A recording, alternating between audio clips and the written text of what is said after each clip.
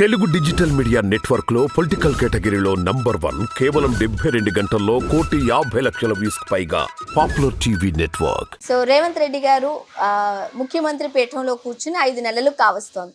Overall గా ఆయన పరిపాలన గురించి ఏం చెప్తారు? అంటే ఇప్పుడు ఏమైందంటే వాళ్ళు పాలనలో ఉంది 4-5 నెలల కంటే ఎక్కువ కాలం. రైట్. మీరు ఏ పార్టీనైనా 4-5 నెలలలో వాళ్ళేమి అలావుద్దీన్ అద్భుత దీపంలాగా వచ్చే అన్ని సమస్యలు పరిష్కారం జరగదు. కానీ తప్పకుండా ఎన్నికలు ఏం చేస్తారంటే వాగ్దానాలు చేస్తారు. కనుక ఈ పార్టీ ఏం చేశారంటే ఒక 6 వాగ్దానాన్ని సోనియా గాంధీ గారు వచ్చి వాళ్ళు చేశారు. కానీ వీళ్ళు పవర్కి వచ్చిన తర్వాత అసలు నిజానికి 6 లక్షల కోట్ల అప్పు ఉంది రాష్ట్రానికి. 27,000 కోట్లు వాళ్ళు దానికి ఇంట్రెస్ట్ వడ్డీ కట్టవలసి వచ్చింది. నిజానికి వీళ్ళ వనరులు ఏవైతే వీళ్ళు చెప్పిన స్కీమ్స్కి తర్వాత ఇవాళ ఉండేటువంటి రాష్ట్ర వనరులకి మధ్యన చాలా గ్యాప్ వచ్చింది. కనుక అపోజిషన్ ప్రతిపక్షాలు ఏమనంటే మీరు వాగ్దానాలు చేశారు మేము అని, ఏ పార్టీ అయినా వాగ్దానాలు చేస్తుంది. కానీ ఇక్కడ అపోజిషన్ కూడా టీఆర్ఎస్ పార్టీ నుంచి ఉన్నవాళ్ళు కొంత ఆర్టికులేట్ ఉన్నటువంటి వాళ్ళు ఉన్నారు. వాళ్ళు మొదట ఈ రోజు నుంచే మొదలుపెట్టారు. వాళ్ళు 10 ఏళ్ళలో ఏం చేసింది అనే దానికంటే కూడా ఈ 3-4 నెలల్లో ఏం జరగలేదు, వైఫల్యం అయిపోయింది అని వాళ్ళు అంటున్నారు. ఇది ఈ మొత్తము ప్రాసెస్ ఏదైతుందో ఇవాళ కాంగ్రెస్ పార్టీని మనము 4 నెలల్లోనే మీరు అన్నీ వైఫల్యం అయిపోయింది, పాలన సరిగా లేదు, అది ఇదని అనడం ఏదైతుందో అది చాలా ప్రిమెచ్యూర్ జడ్జిమెంట్. సాధారణంగా ఒక పార్టీ ఎన్నికల్లో గెలిచిన తర్వాత 6 నెలలు ప్రతిపక్ష పార్టీలు చాలా జాగ్రత్తగా ఉంటాయి, ఎక్కువగా మాట్లాడరు.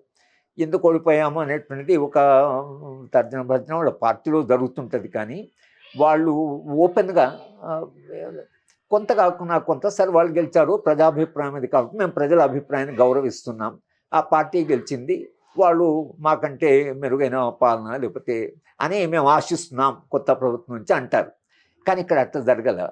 టీఆర్ఎస్ పార్టీ ఒక నెల రోజుల లోపలనే వాళ్ళు చాలా తీవ్రంగా కాంగ్రెస్ పార్టీ విధానాల మీద వాళ్ళు దాడి చేస్తున్నారు. అలాగే భారతీయ జనతా పార్టీ అటా ఇటా అని కాకుండా వాళ్ళు కూడా పెద్ద ఎత్తున ఇది ఈ ప్రభుత్వం వచ్చిన తర్వాత ఏం జరగలేదు అది అని వాళ్ళు అంటున్నారు. కాంగ్రెస్ పార్టీ స్పష్టంగా ఒకటి ఏం చెప్పలేకపోతున్నదంటే మేము 6 స్కీమ్స్ అనౌన్స్ చేసిన మాట వాస్తవం, కానీ తీవ్రమైనటువంటి అప్పుల్లో ఉంది రాష్ట్రము, మాకు రిసోర్సెస్ సరిగా లేవు అని అనడానికి ఎందుకు వాళ్ళు జంకుతున్నారంటే చూసారా అప్పుడే వాళ్ళు అంగీకరించారు, మీరు డబ్బులే లేవన్నప్పుడు మీరు ఈ స్కీమ్స్ ఎట్లా అనౌన్స్ చేశారు, మీకు అసలు వనరులో తెలియక అందుకని ఏదో లంక మిందలు దొరుకుతాయంటే వీళ్ళకి ఏం దొరకలేదని అంటున్నారు టీఆర్ఎస్ పార్టీ వాళ్ళు. కనుక ఒక ప్రభుత్వాన్ని జడ్జ్ చేయడానికి వాళ్ళు కొంత టైం ఇవ్వాలి. ఈ మొత్తం చర్చ ఎందుకు జరుగుతుందంటే ఈ 6 స్కీమ్స్ ఏవైతే వీళ్ళు ప్రకటించారో ఆ ప్రకటించినప్పుడు ఏం చేశారంటే తప్పకుండా ఈ స్కీమ్స్ ఏవైతున్నాయో వీటిని మేము 100 రోజుల్లో వచ్చేస్తాము లేకపోతే అని వీళ్ళు చెప్పారు. అది చెప్పడం వల్ల ఏమైందంటే మీకు 100 రోజులు అయింది కదా, ఏం అసలు ఫలితాలు లేవు కదా, ఏం స్కీమ్స్ ఇంప్లిమెంట్ చేశారు అనేటువంటి ప్రశ్న అంటున్నారు. సరే వాళ్ళు ఈ మహిళలకి ఉచిత బస్సు అనేది ముందు ఇంప్లిమెంట్ చేస్తే ఆటో వాళ్ళు దానివలన ఎఫెక్ట్ అయ్యారు.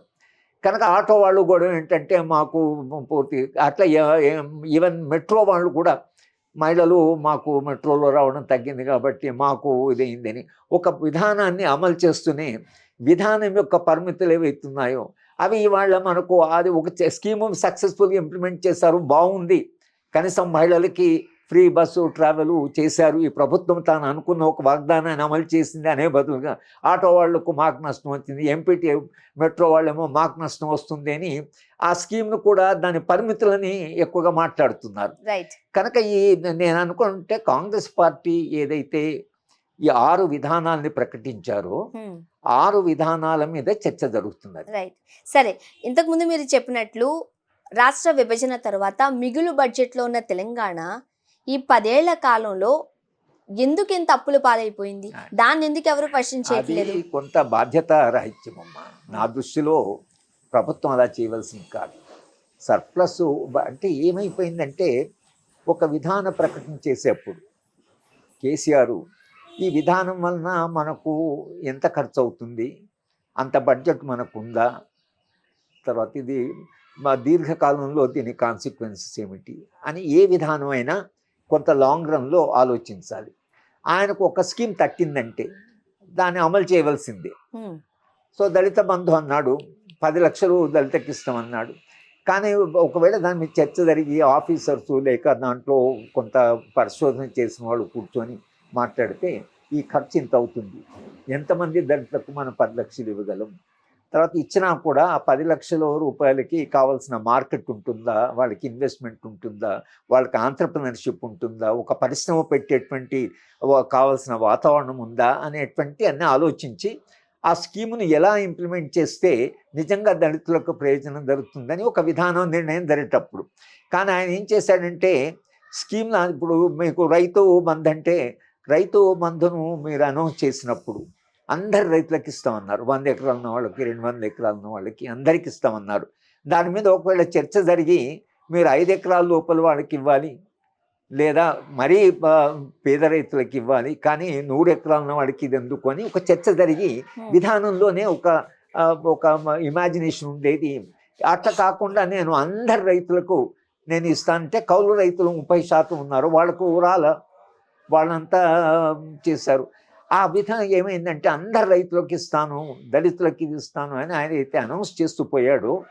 అది కొత్త రాష్ట్రం కాబట్టి మనకేం అప్పులు ఉండవు, కాబట్టి అప్పుడు వచ్చిన ట్రాన్స్ఫర్ అయిన అప్పులు చాలా తక్కువ, మనకు అంత డబ్బులు ఉండవు కాబట్టి రిజర్వ్ బ్యాంక్ అయినా, అప్పులు ఇచ్చేవాళ్ళైనా, బ్యాంకింగ్ సిస్టమ్ అయినా, ఇంటర్నేషనల్ అయినా మీకు అడిగినంత తప్పు వస్తుంది. అట్లా మీరు ఇప్పుడు దానికి సీలింగ్ ఉంది నిజానికి. కానీ మేము కొత్త రాష్ట్రము, మాకు ఇవన్నీ పెడితే క్యాపిటల్ ఇన్వెస్ట్మెంటు, మాకు రిటర్న్స్ వస్తాయి కనుక మేము అప్పుల్ని తీర్చగలమంటే వాళ్ళు కూడా కొత్త రాష్ట్రం కాబట్టి, తర్వాత సర్ప్లస్ బడ్జెట్ ఉంది కదా, సర్ప్లస్ బడ్జెట్ ఉంది కాబట్టి రాష్ట్రము సంపన్న రాష్ట్రమే కాబట్టి మన అప్పులకు మనకేం దోకాలేదని చాలా లిబరల్గా అప్పులు ఇచ్చిపోయారు. అది 5-6 లక్షల కోట్ల దాకా పోయింది. దీనికి 2 కారణాలు. ఒకటి పూర్తి విశ్వాసంతో అప్పులు ఇచ్చిన వాళ్ళు, రెండవది ఎంత అప్పు తెచ్చుకున్నా పర్వాలేదు అనేది వీళ్ళ విశ్వాసం. ఈ 2 కలయిక వలన ఒక ధనిక రాష్ట్రము, ఒక సర్ప్లస్ బడ్జెట్ ఉన్న రాష్ట్రము ఒక 4-5 లక్షలు 5-6 లక్షల కోట్ల అప్పు చేయడం ఏదైతుందో అదేమైంది, తమ తర్వాత వచ్చిన ప్రభుత్వం మీద ఆ బరువు అంతా పడింది. మరి ఇంత బరువు పెట్టుకున్న కాంగ్రెస్ పార్టీకి ఆగస్టు 15లోగా రైతులకు సంబంధించిన రుణమాఫీ చేస్తాము అంటుంది. అందుకని వాళ్ళు ఏం చేస్తున్నారంటే కౌలు రైతులకి ఇస్తామని అంటున్నారు. వాళ్ళు భూమిని అందరికి ఇస్తామని అనడం లేదు. మేము 5-10 ఎకరాలు దక్కిస్తాము, మేమిచ్చే డబ్బులు అవుతుందో సరే 100 ఎకరాలు ఉన్న వాళ్ళకు కూడా 10 ఎకరాల వరకు వాళ్ళకు కూడా ఇస్తాం, కానీ 10 ఎకరాలు దాటిన తర్వాత ఇవ్వం. 10 ఎకరాల కంటే తక్కువ ఉన్న వాళ్ళకి, ఎక్కువ భూమి ఉన్న వాళ్ళకి 10 ఎకరాల దాకా వాళ్ళకు కూడా ఇస్తాము అని వీళ్ళు విధానాన్ని కొంత మార్చారు. ఆ పాలసీ వలన నిజానికి చాలా నిరాశపడేది ధనిక రైతులు. అంటే భూమి చాలా ఎక్కువ ఉన్నవాళ్ళు, ఆయన మాకు 2 లక్షలు ఇచ్చాడు, 2 లక్షలు ఇచ్చాడు, ఈ ప్రభుత్వం వచ్చి దాపిందంటే వాళ్ళ సంఖ్య పెద్దది కాదు. అది కేవలము 15 నుంచి 20% ఉంది ఆ రైతులు. కానీ వాళ్ళ దగ్గర భూమి చాలా ఉంది కనుక మీరు వాళ్ళకు డబ్బులు ఇవ్వమని అంటే ఓటింగ్లో పొలిటికల్గా వాళ్ళకి ఏం పెద్ద రాజకీయ పార్టీకి నష్టం ఏం లేదు. కాంగ్రెస్ పార్టీకి వాళ్ళకి ఇవ్వమన్నా వాళ్ళ సంఖ్య చాలా తక్కువ. కానీ 80% ఉన్న స్మాల్ ఫార్మర్సు, మార్జినల్ ఫార్మర్సు, తర్వాత కౌలు రైతులు వీళ్ళకి ఇవ్వడం వలన అది ఖర్చు తగ్గుతుంది. ఎందుకంటే 40% దాకా ధనిక రైతులదేనో ఉంది, మీరు 40% ల్యాండ్ తీసేయండి, 40% 40% బడ్జెట్ తగ్గుతుంది కదా. అట్లా ఏదో ఒకళ్ళ వీళ్ళు మేనేజ్ చేయవలసినాయి. కానీ ఆయన ఇచ్చిన రైతు బంధు స్కీమ్ వీళ్ళు ఇవ్వలేరు. ఇప్పుడు ఇద్దామనుకుని ఇవ్వలేరు, ఎందుకంటే వీళ్ళకి అప్పు రాదు, 6 లక్షల కోట్లు ఉంది కాబట్టి అప్పు ఇచ్చేవాడు అప్పు ఇవ్వడు. అక్కడికి వీళ్ళు ఏదో కష్టపడి కొంత అప్పులు తెచ్చుకుంటున్నారు. కానీ మొదట తెలంగాణ రాష్ట్రానికి వచ్చిన లిబరల్గా అప్పులు ఇప్పుడు రావడం చాలా, ఇంత అప్పులు చేస్తున్న రాష్ట్రము మళ్ళీ ఇంకా అప్పిస్తే వీళ్ళు తీరుస్తారా లేదా అనేటువంటి ఈ సమస్య నిజంగా కాంగ్రెస్ పార్టీ ఎదుర్కొంటున్నటువంటి సమస్య.